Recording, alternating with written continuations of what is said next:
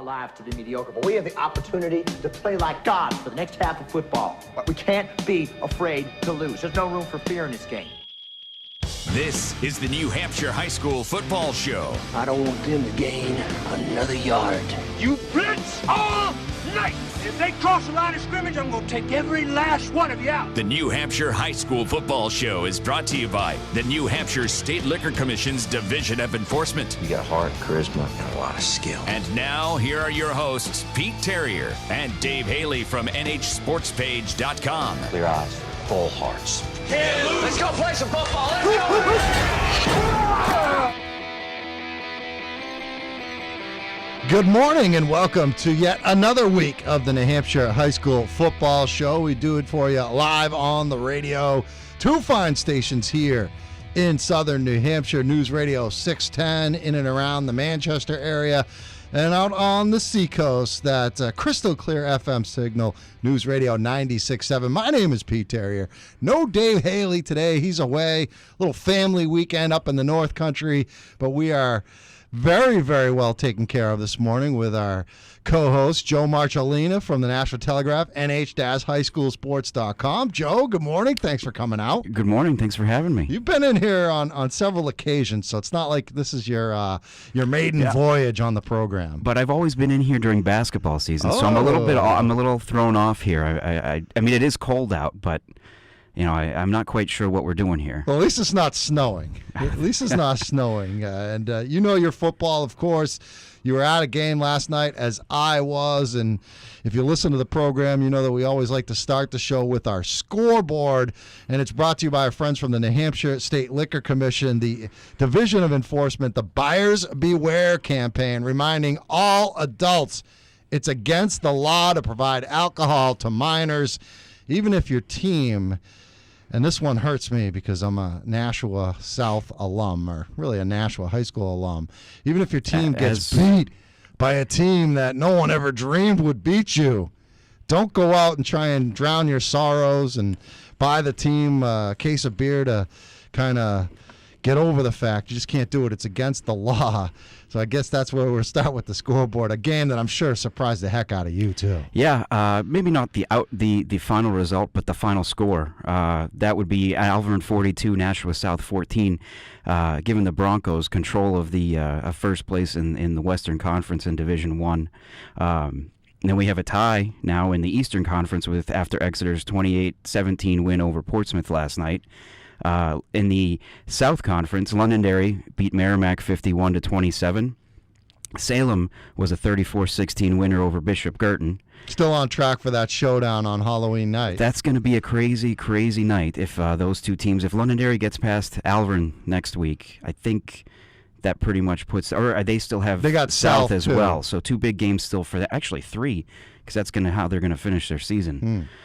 Concord, a 33-16 winner over Spalding. They needed some touchdowns in the fourth quarter. Actually, were trailing, I think, in the fourth quarter of that game.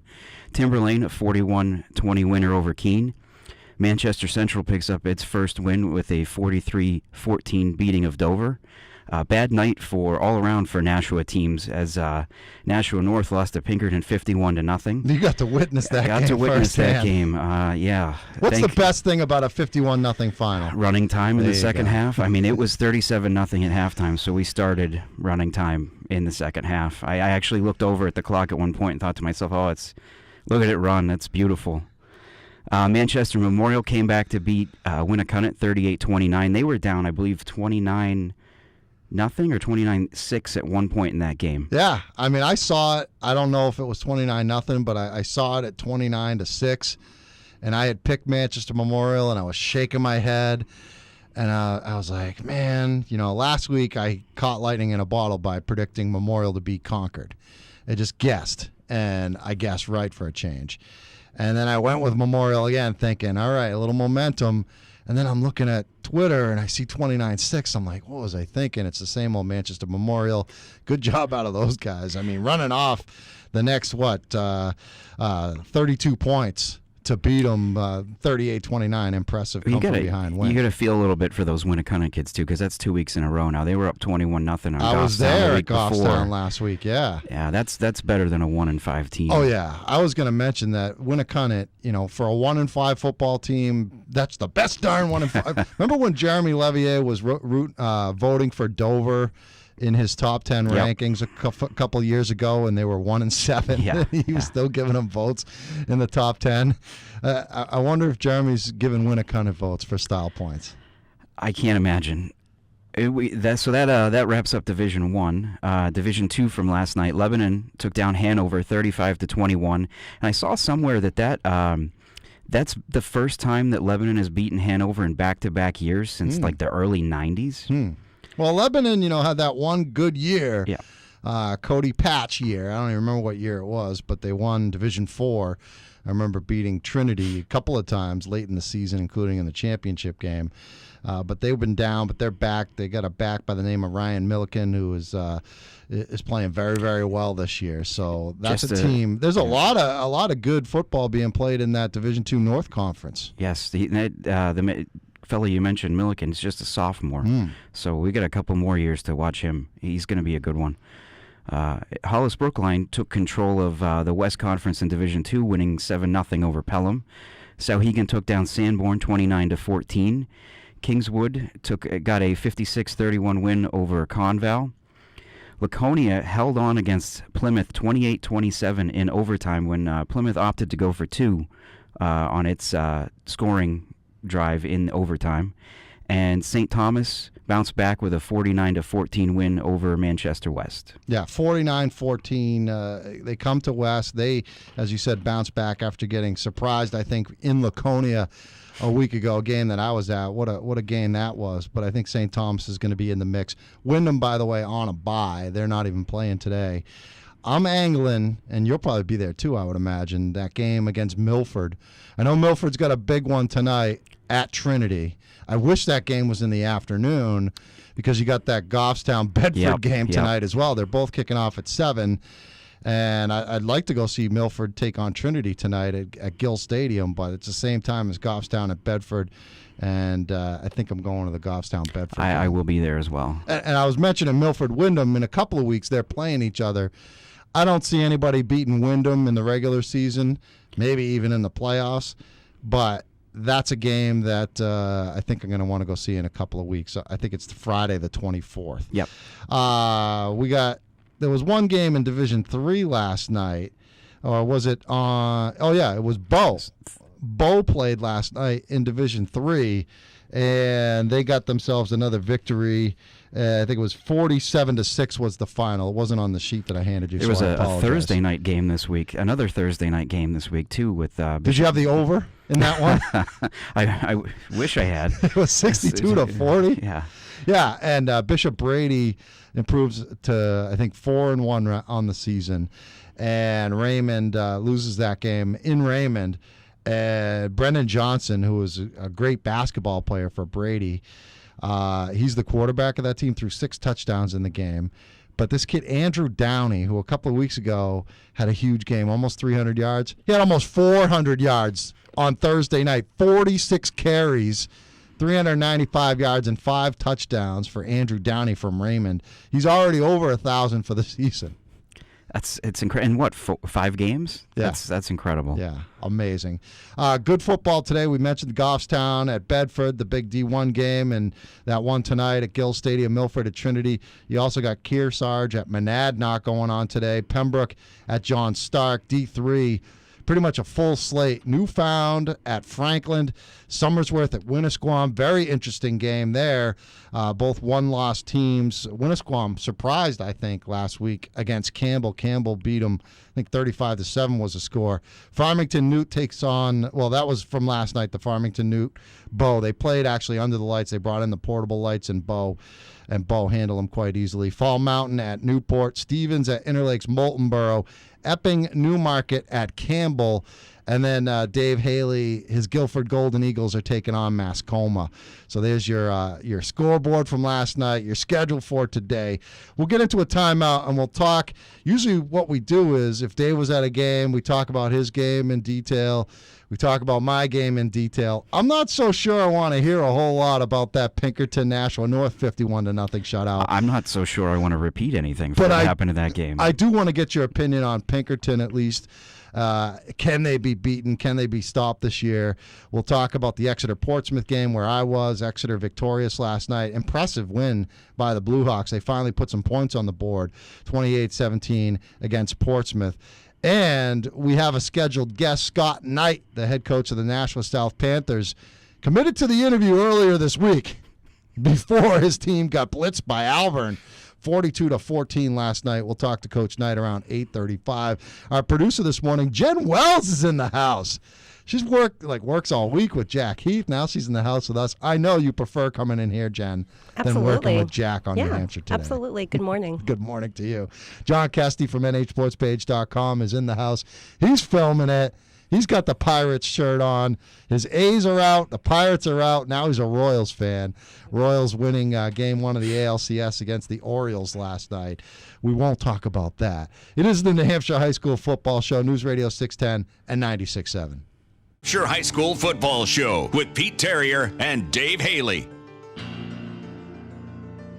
No Dave Haley today, but Joe Marcellina filling in for Dave while he's away with family this weekend. He takes this family trip Columbus Day weekend up to Pittsburgh, New Hampshire. That's not code for anything with no, him, is it? Okay. No, it really it's is a family weekend. Family, okay. Dad rents the place out, the whole family goes. You never know with him sometimes. Dave knows how to have some fun. He really does. But we got Joe Marcellina in the house from the National Telegraph and nh-highschoolsports.com.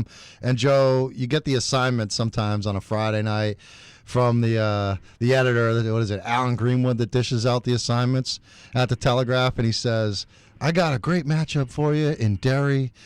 You're going to see it under the lights. Nashua North against Pinkerton. Rematch of the state championship game just a few years ago, and it's 51-0. I mean, it's just, right away that it's going to be ugly, and at least you got the running time once it gets the 35-point lead. It was originally I was going to go out to do the Sanborn-Sauhegan game, and just some things, we needed to mix some things up this week because of who was available. I had a feeling there was a little bit of hope in me that maybe if North could run the ball the way it did the week before against Merrimack, eat up a lot of clock, maybe it'd be 28-7, 35-7, something like that. I could tell early on though that it was not going to be that kind of night. Pinkerton, what I think they've done a little bit here, after the game against Londonderry, they had already played the iron of their schedule. They had played Nashua South in week 2. They played Alvern in week 1 before we knew what Alvern is. And I guess they're a good football team. I mean, I was thinking that way, and then last week when they met Salem, their first real test of the season, they weren't up to the task. Got blown out. But then last night, totally manhandling Nashua South. I guess Alfred's pretty good, and Pinkerton beat them 62-20 or 63-20. Yeah. Well, after the game last night, after I was done talking to Pinkerton coach Brian O'Reilly, we were standing there I was looking through the scores and giving him some updates on some stuff, and he was stunned at that Alvern South game. Absolutely stunned. And I asked him too about the rest of their schedule. I mean, I said you feel pretty good going down for the conference game, and I believe next week they have Timberlane, and he's a little worried about some things that they have. I kind of felt like telling him, I don't think you have much to be worried about. You're Pinkerton. You're really good. But he's a coach, just like any coach. They tell you everyone on their schedule is. I believe every time I say this to Milford coach Keith Jones, he says, "Oh, everyone's the '85 Bears. We have to go in thinking that about everybody."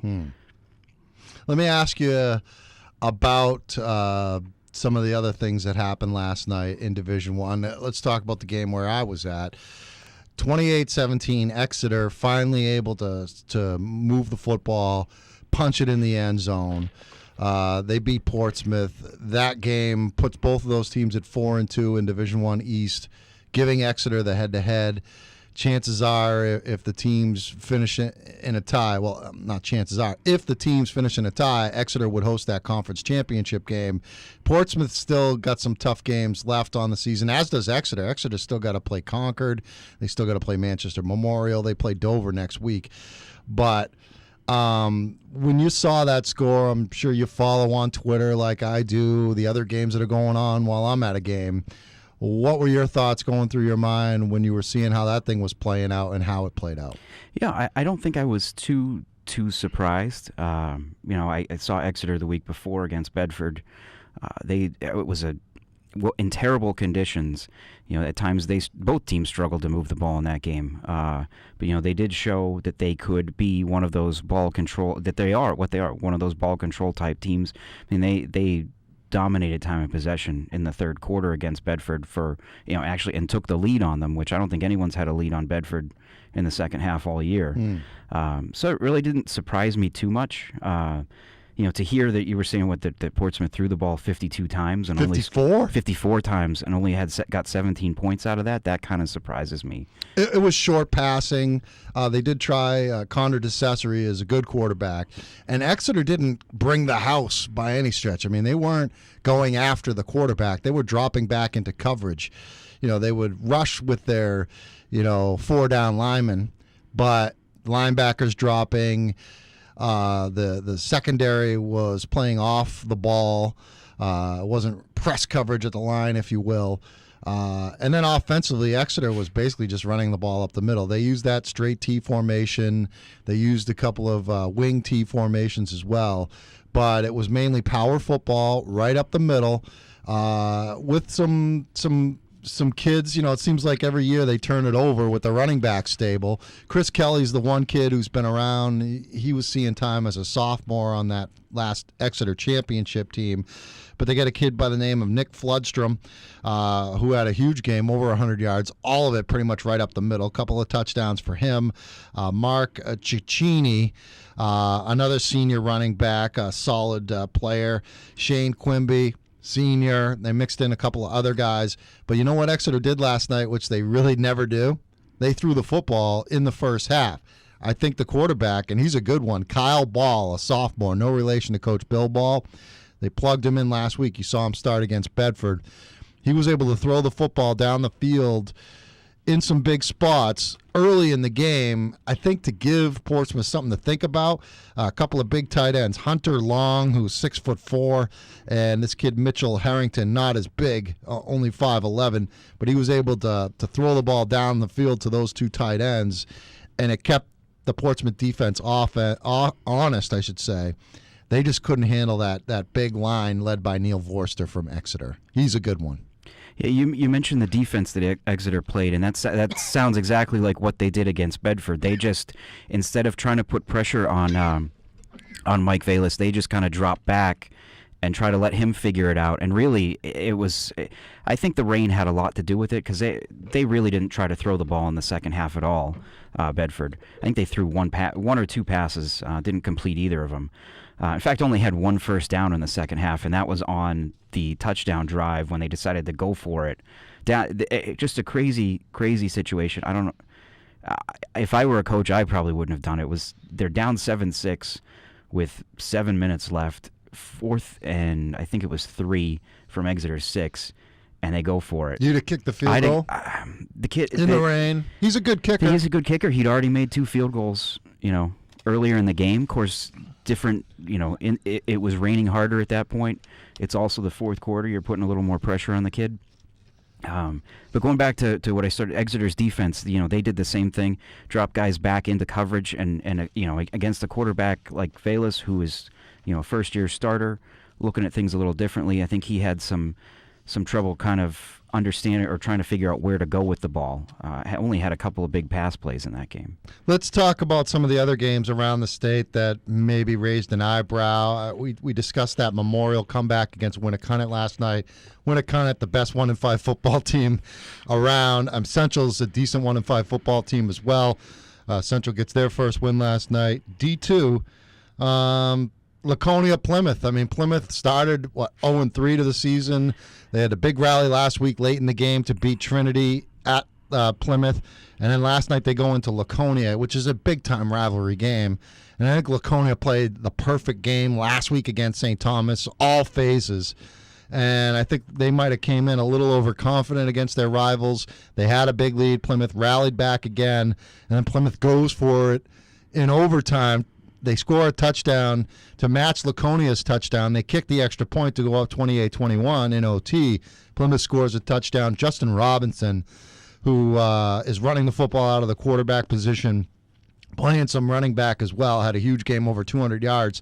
He gets stuffed on a 2-point conversion attempt in overtime. Laconia holds on. That's a good win for Laconia. Craig Cousins, the head coach, was like, hey, these kids can say something that they haven't been able to say. They beat Plymouth, and I'm proud of that. So to me, that's a game that kind of sticks out for me. You say Winnicott's the best 1-5 team. Plymouth's got to be the best 1-4 team in the state. I mean, you look at those first 3 games. After the first 3 games, there were a couple of people. I'd run into people and they'd say, "Oh, Plymouth must be terrible. They're 0-3." Lenihan sure knew when to step down, huh? Yeah.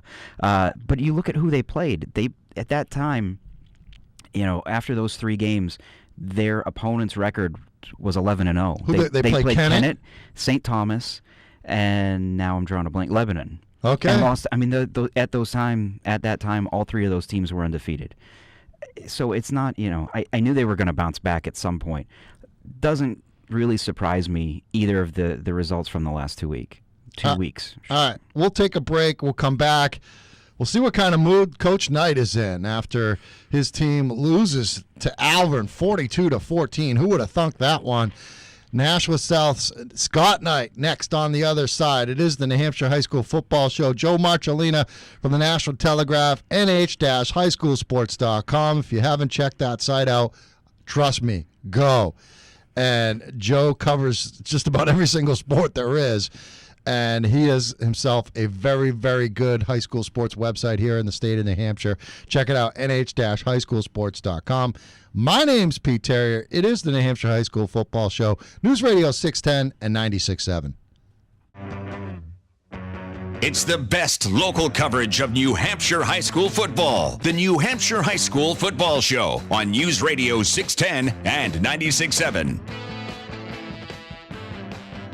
Yeah, we do it live on the radio Saturday mornings during the New Hampshire High School football season, 8 to 9 a.m., 2 stations here, News Radio 610, WGIR in and around Manchester. Also got a Seacoast signal for you as well, 96.7 FM.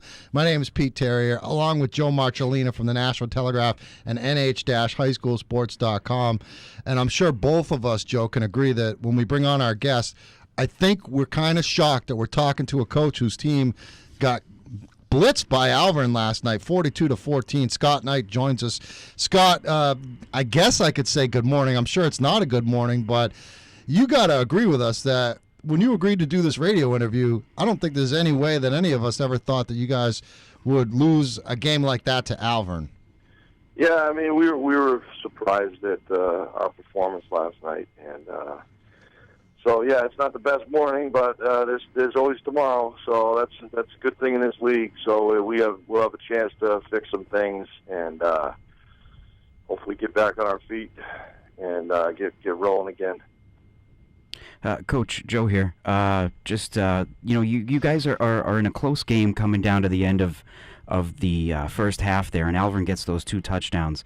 What kind of happened in that short span there, and are you thinking, with about 3 minutes left to go in the half, that you're going to go in and say one thing to these guys at halftime, and how much did that kind of change things going into the second half? Yeah, it definitely changes things, because then all of a sudden you have to play with a little urgency. Now we're playing catch up, and we kind of got out of some of the things we liked to do last night, and credit to them. We kind of prepared all week for a couple things, and we saw something entirely different last night. So we had a tough time making adjustments to what they were doing. And then when you try to do that, you're playing catch up. You kind of get in desperation mode. Sometimes things going to kind of unravel in front of you, and basically it was one of those nights. So obviously, we've already watched the film and kind of figured out some of the things that we should have been doing or could have been doing, and some of the things we could have done better. We also got to make plays, and I think they put the ball on the ground 4 or 5 times. We didn't get one of those, and we had some real costly penalties also at times. But we had a tough time stopping their run, and we had some other issues. So we had a lot to fix. Kind of been a seesaw season for us, and I feel like some weeks we're looking for answers, and we think we got them, and then we go right back to the drawing board. So we'll get back at it. We're already in this morning, and just keep moving forward. Coach, you mentioned the seesaw season, and I remember seeing you after that Salem game in week 1, and you were upset at the way your team came out and, played football and executed and made some mistakes in that season opening game. That was a disappointment. Then you were staring at Pinkerton, and we all know at this point, I think, what Pinkerton is this year. You guys actually, gave them one of the better games of the season. 29-7 was the final in that game in week 2. Then you rattled off the 3 straight wins, and it seemed like, okay, Nashua South, we knew they were going to be good at the beginning of the season. That's a good football team, and they're playing. And you come into this game against Alvern, who, had a tough start, getting crushed by Pinkerton, and then they won 3 games in a row. And then they laid kind of an egg last week against a team that's considered to be a playoff caliber team in D1 in Salem. And it seemed like they were in a little bit of a seesaw, and they were going back the other way. Do you think there was any part of your team, the kids maybe saying, hey, this is Alvern, we should run away with this? Were they overconfident maybe going into this game? I don't think so. I mean, I don't think our effort was that bad. We're a little tired right now, leg tired. The plan was to really back off this week. It has nothing to do with our opponent, but it's just that time of the season. I'd get to that halfway point where we usually kind of back off and get our legs back. And maybe we're a week too late for that, but I'm not sure. But we were just out of position a lot last night. And Jesse Klaus, one of our key guys on defense and offense, he goes down on the first play of the game. Wasn't right. You had to pull him. Jesus Antonio got a shoulder. Had to pull Brian McKinley. He's been battling a knee, our left tackle, inside linebacker. We lost Pineapple Cruz last week for the season. So it's kind of been, but usually, we can plug guys in. We're okay. Some of the guys we plugged in last night, they did okay too. But we definitely weren't firing all cylinders on either side of the ball last night. And I thought Alvern played a great game, and they looked like they had a playoff type approach, and they came ready. So, maybe we'll get a shot at them later, but we got to take care of business to get that. We can't play like that, like we played last night, and be a playoff team. Looking at what else happened last night, I got to imagine one of the best things is that everyone else behind you in the conference also lost. But what do you look at from last night? Is there anything positive that you take away from last night? Not a whole lot. I'm not sure. I'll let you know if I see something. We saw, we're getting the same effort from kids like Colin Morrow, and every week he makes big plays, and I thought, Andrew Catteray plays both sides of the ball, and he's a workhorse. Josh Perry had a couple good runs last night, and we see this spurts of things that we do well. We just haven't been as consistent as we would have liked. I mean, we didn't get out of the gate last week against Timberlane. We were down, and still waiting for that 4-quarter game. I told the kids we haven't really done that since last year's PG game. We played 4 solid quarters, both sides of the ball. We're still kind of waiting for that game.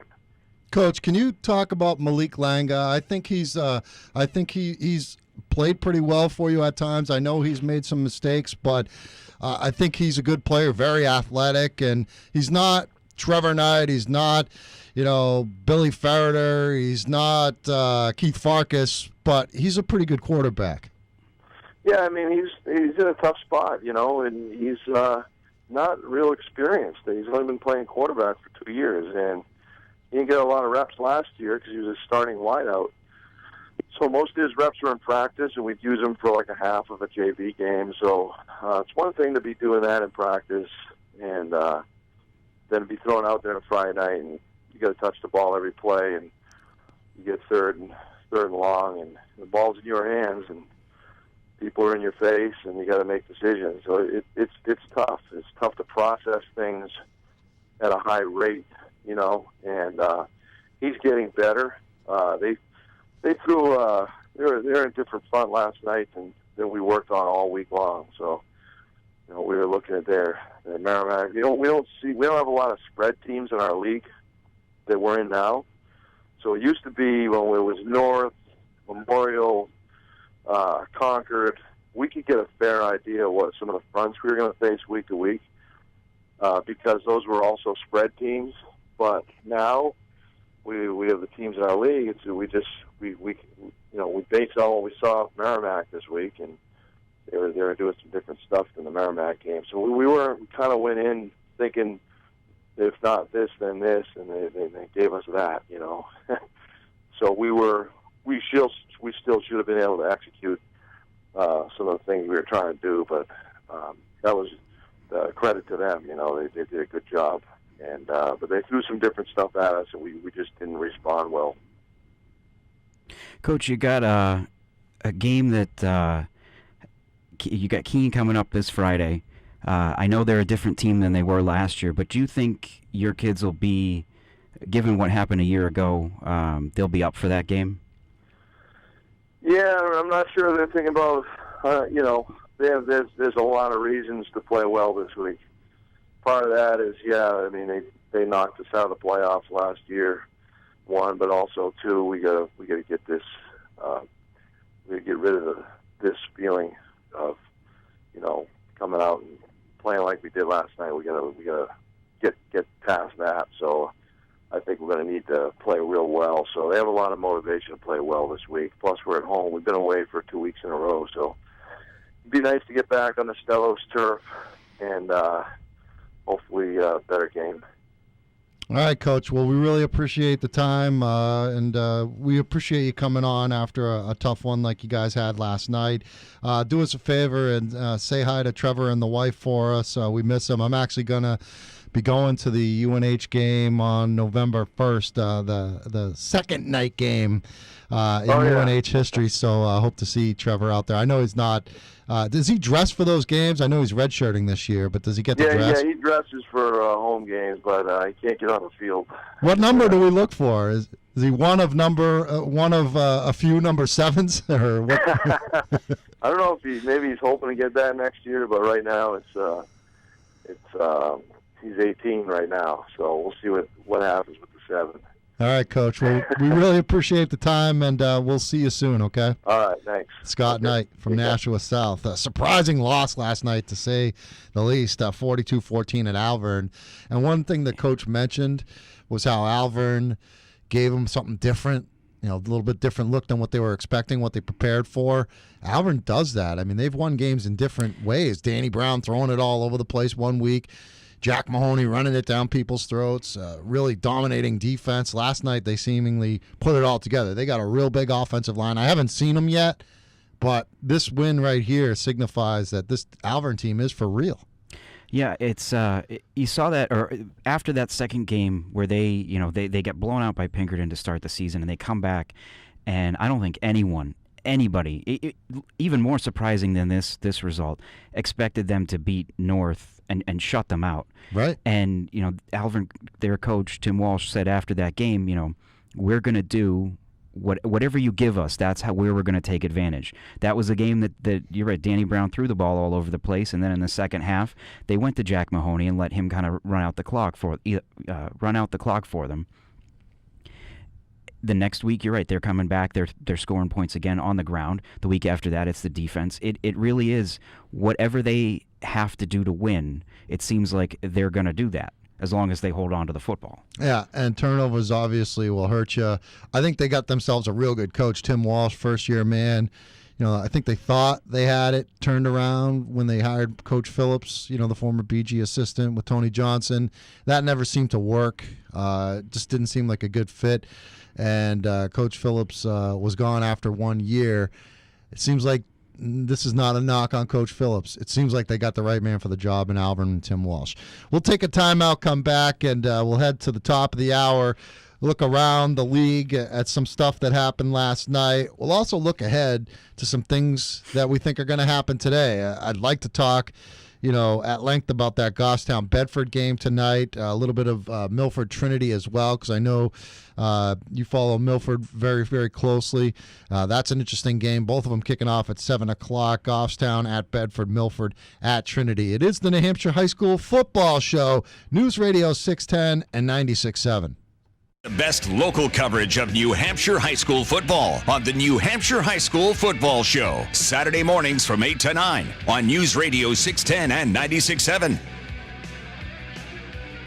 Mixing it up a little bit with the Rejoinder music. Billy Idol, back in the day in the 80s when I was growing up in Nashua, I used to have the spiky bleach blonde hair straight up, and I looked just like Billy Idol. Little rebel yell for you.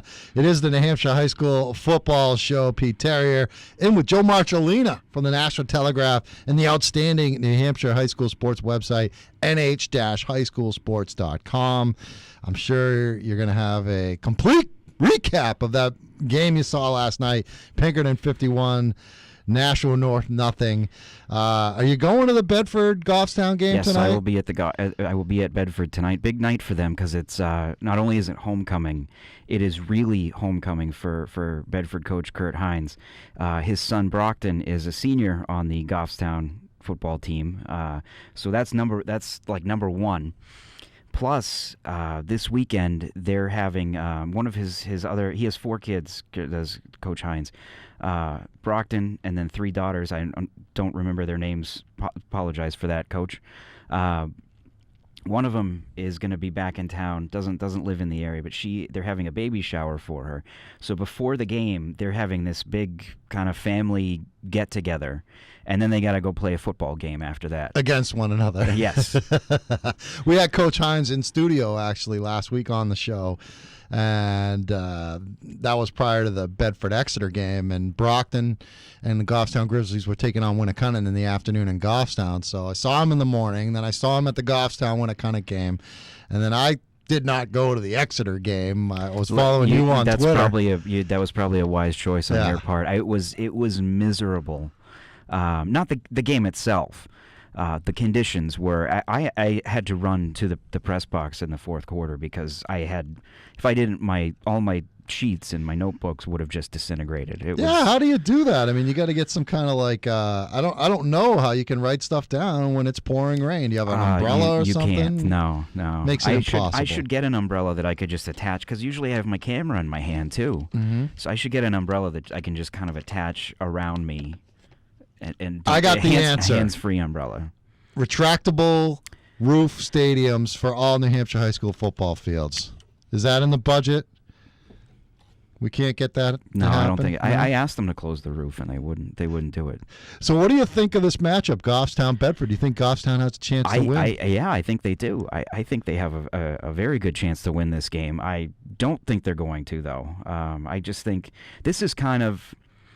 There's the potential here for this to be a close game, and I think that it will be a close game going into the second half.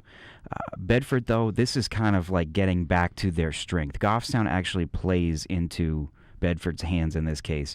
The last couple of weeks they've been going against offenses that, are run at you, run you over type of offenses, and Bedford is more of a speed defense. They don't have a lot of size. They play well by getting after you. They can make up for that size disadvantage with their speed. Goffstown runs a spread offense. That's what Bedford sees every day in practice. I think that by the second half, they'll have moved ahead in this game by a couple touchdowns. I like Casey Gervais, the quarterback of the Goffstown Grizzlies. Missed the first few games. He's only a junior. That game against Winnicunnet last week, it was basically him. Fake handoff to the running backs, mainly Connor Bork. and then keeping it and ripping them up the middle. Big plays. Bork, I mentioned him. He can catch it out of the backfield. He can run it, very shifty. He's a little guy. They got some other playmakers, Matt Collins, Christian Marquis, the receiver, Paul Texera, I believe is how you pronounce it, Teixeira. They've got some good players. They can score points in a hurry. Goffstown, I think, has a better offense than Bedford does. I think Bedford's offense, they got a good offensive line, strong, decent running game with Colin Cashin. The quarterback, Mike Vallis, to me, makes that happen. But it's not like it's a lot of like broken play stuff with him. He makes it happen on his feet. He creates something out of nothing. He makes chicken salad out of you know what. Yeah. I think a lot of times you look at they've put up a couple touchdowns, and a lot of those come on big plays, whether it's, like you said, Vallis making plays with his feet or his arm, or the defense coming up with a big play. I think they've got a couple of defensive touchdowns this year. So it's kind of what I'd like to see from them at some point is to put together a couple of drives in a game. That's something that they have a tendency to not do because they get those big plays, which you can't fault them for, scoring an 80-yard touchdown or whatever. Right? I mean, everybody will take that. But you saw that against Exeter last week. The big plays weren't there. Whether it was, I think in the first half it was Exeter's defense. Second half it was that and the weather. All right, let's talk. We got less than 2 minutes. Let's talk about this Milford-Trinity game. To me, if there's a year that Milford's going to beat Trinity, it's this year. I think Trinity's down this year. They still got some talent. I like Saiku Ba, the fullback Will Shepard, Baldwin, very good player. I haven't seen the quarterback Hunter Hannon play, but Milford has a really good line on both sides. They've got a bunch of different running backs. The quarterback, Max Erda, can hurt you with his feet and with the pass. I just see this as Milford's chance to knock Trinity off. And if they do, they're going to be in the playoffs. I mean, they'll be taking on Wyndham in the championship game. Yeah, this is a really big game for Milford, not only because, like I said, they still have to play Wyndham. They've already got that loss to Hollis Brookline, which is a head-scratcher. Yeah, it just looks bad every week, as the season gets older. They really need to win this game tonight because if they lose, it opens the door for everyone else in that conference.